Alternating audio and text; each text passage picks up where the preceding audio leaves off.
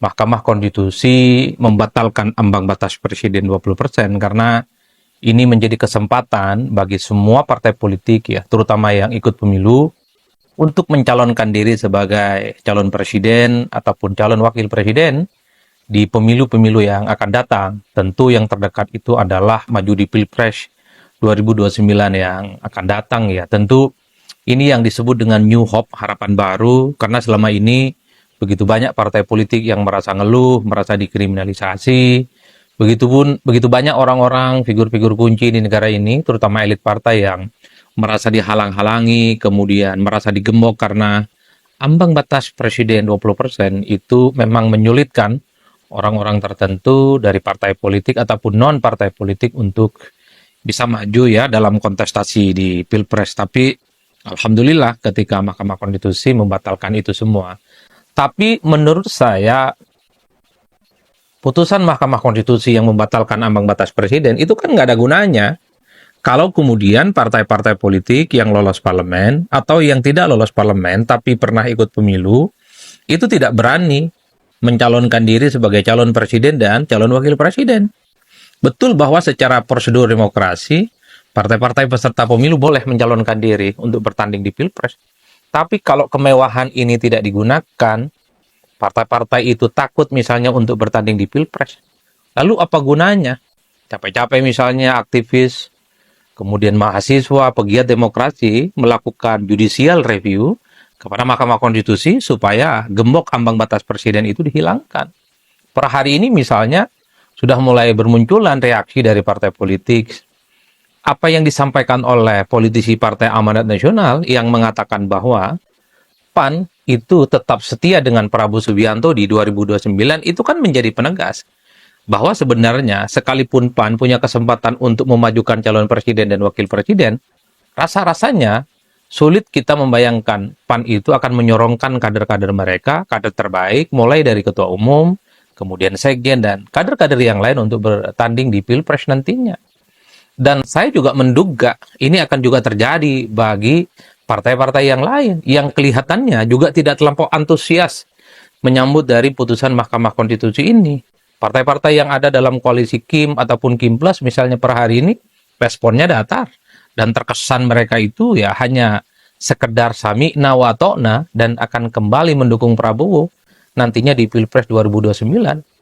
Oleh karena itu saya selalu mengatakan sebenarnya putusan Mahkamah Konstitusi yang membatalkan ambang batas presiden 20% ini kan tantangan kepada partai. Katanya partai itu adalah tempat memproduksi kader, memproduksi calon pemimpin, memproduksi calon-calon yang kemudian dipersiapkan untuk memimpin bangsa dan negara. Ini saatnya.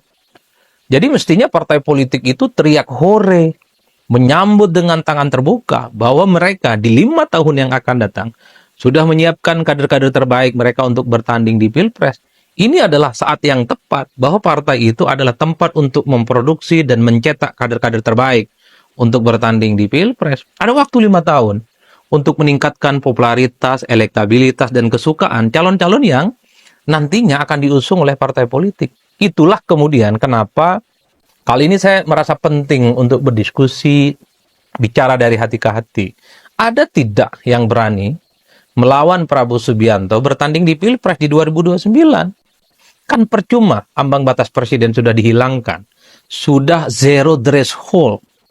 Kan kita membayangkan dan sepertinya memang 100% Prabowo akan maju kembali di Pilpres 2009 yang akan datang. Prabowo pasti akan mengulang success story-nya menjadi presiden di 2024 ini. Pertanyaannya adalah, ada tidak partai politik yang berani menyorongkan sebagai rival untuk melawan Prabowo Subianto di Pilpres 2029. Bagi saya per hari ini agak rumit ya. Karena ada kesan memang kalau kita hitung satu persatu, partai-partai ini kan terkesan tidak siap juga untuk melawan Prabowo Subianto. Bahkan misalnya sosok seperti Mas Gibran Rakabuming Raka, wakil presiden di Republik Indonesia, kan kalau kita mendengar statement-statement para pendukungnya, masih ada keinginan untuk terus berduet dengan Prabowo di 2029.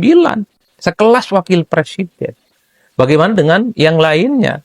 Jadi partai-partai misalnya seperti Golkar, kemudian Nasdem, PKB, PKS, Kemudian siapa lagi? Kalau PAN tadi sudah menyatakan setia dengan Prabowo Subianto, ya PKB, PKS, dan seterusnya dan seterusnya. Rasa-rasanya mereka belum kelihatan siap ya.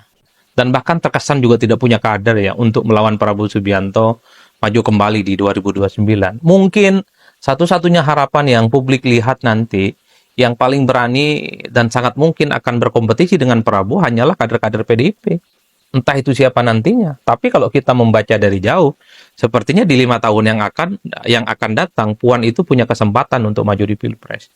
Tapi kalau kita membaca iman politik PDIP, bisa saja dia tampil sebagai calon presiden, tapi dia juga sangat mungkin akan berkoalisi dengan Prabowo Subianto. Mengingat sejak lama, PDIP itu kan merasa tidak punya jarak psikologis apapun dengan Prabowo. PDIP itu hanya punya masalah dengan Jokowi dan hanya punya masalah dengan Gibran Rakabuming Raka. Oke, halo teman-teman, kembali lagi bersama saya di channel ini. Salam NKRI harga mati. Ya, teman-teman, dalam video ini kita telah diperhadapkan dalam sebuah cuplikan video barusan, yaitu seorang Adi Prayitno. Beliau adalah pengamat politik yang memang luar biasa, yang mencerdaskan anak-anak bangsa dan memberikan sebuah pemahaman terbaik bagi kita sehingga kita dapat mengetahui segala sesuatu, ya, dinamika-dinamika yang terjadi di negara kita. Nah, tentunya yang lagi hangat-hangatnya situasi yang begitu membuat kita khawatir akan masa depan Indonesia saat ini, apalagi dengan dinamika-dinamika yang ada ditambah dengan keputusan-keputusan yang memang luar biasa yang dilakukan oleh Mahkamah Konstitusi. Nah, sebelumnya lembaga ini, Mahkamah Konstitusi, sejak awal kita sangat meragukan lembaga ini karena mereka hanya suka diintervensi oleh penguasa dan juga mereka seakan-akan bekerja dengan satu orang saja. Nah, ketika mereka mengeluarkan undang-undang batasan dan usia kedepannya calon wakil dan calon presiden, ya, tentunya ini membuka peluang besar bagi seluruh masyarakat Indonesia. Tetapi menurut saya, dengan keputusan-keputusan itu, apakah mereka dapat mengalahkan seorang Prabowo ataupun yang sudah bergabung dalam Kim Plus seperti apa nantinya? Ya, kekuatan Prabowo menurut saya di 2029 ini juga masih kuat.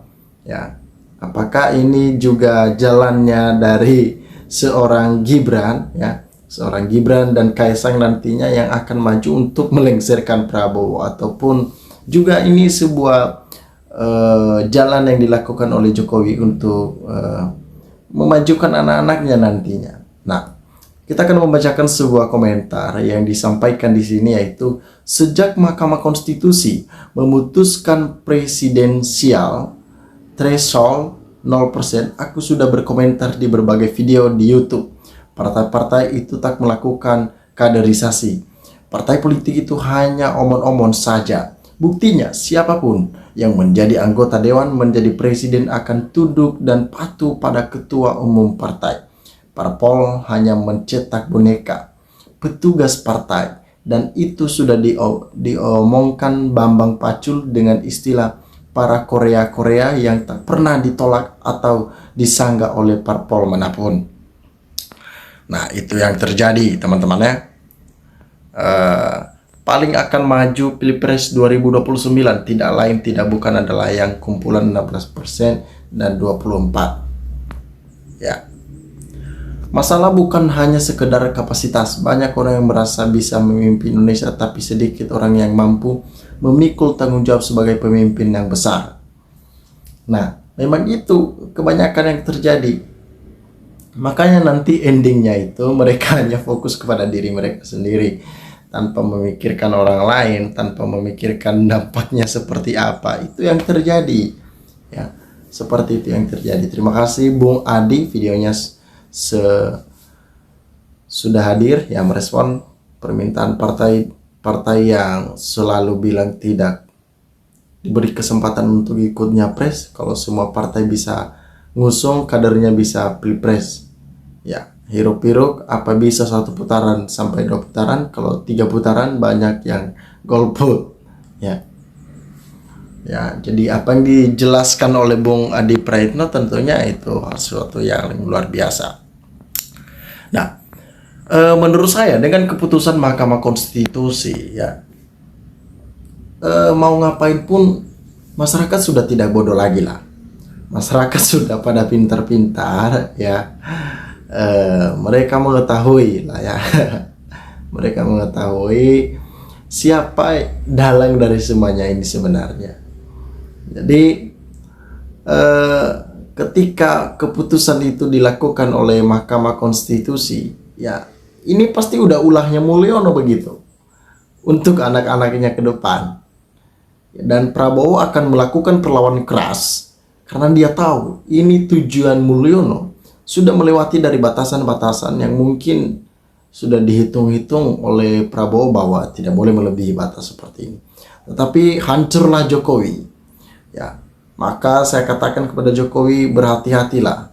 Prabowo akan melakukan sebuah penyerangan besar terhadap Jokowi, yang dimana karena dia udah tahu niatan-niatan licik Jokowi ini untuk melengsarkan Prabowo. Ya, selain PDIP, Partai G+ udah keok sebelum bertempur, mending menjilat kekuasaan lebih aman dan untung. Waktu Mahkamah Konstitusi menurunkan syarat calon pilkada, Kim Plus nggak ada berani mencalonkan sendiri. Ya, mereka nggak berani lah. Siapa yang berani? Ini mentalnya bukan mental PDIP yang selalu menjadi oposisi.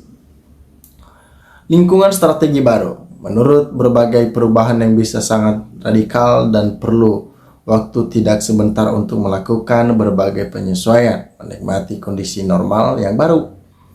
Nah, setuju putusan Mahkamah Konstitusi sudah final agar Capres 2029 tidak dua pasang, biar diikuti banyak capres, mengakhiri konflik masyarakat, tetap dukung pemerintahan Prabowo Gibran 2 periode 2024 sampai 2029 ya. Ya, teman-teman, sahabat-sahabat dari Lensa Netizen dimanapun Anda berada, teman-teman, bagaimana teman-teman menyikapi situasi politik saat ini? Silakan sampaikan di dalam kolom komentar ini sehingga kita dapat bertukar pikiran antar satu dengan yang lain lewat kolom komentar ini. Terima kasih teman-teman. NKRI harga mati.